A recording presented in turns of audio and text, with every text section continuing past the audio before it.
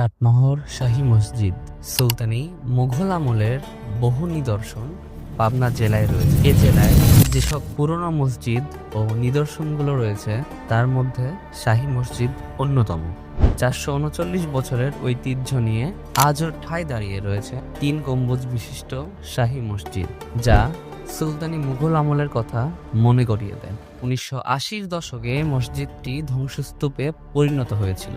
সে সময় বাংলাদেশ প্রত্নতত্ত্ব অধিদপ্তর এটিকে সম্পূর্ণরূপে নির্মাণ করে। দূর থেকে মসজিদটি বিশাল মনে হলেও ভিতরে মাত্র 3 কাতার লোক নামাজে দাঁড়াতে পারে। 5 ওয়াক্ত নামাজ ও জুম্মার নামাজ আদায় হয় এই মসজিদে। মসজিদের শিলালিপিতে এর নির্মাতা ও নির্মাণকাল সম্পর্কে জানা যায়। বিখ্যাত সুলতান সৈয়দ আবুল ফতে মোহাম্মদ মাসুম খানের সময় নির্মিত হয়।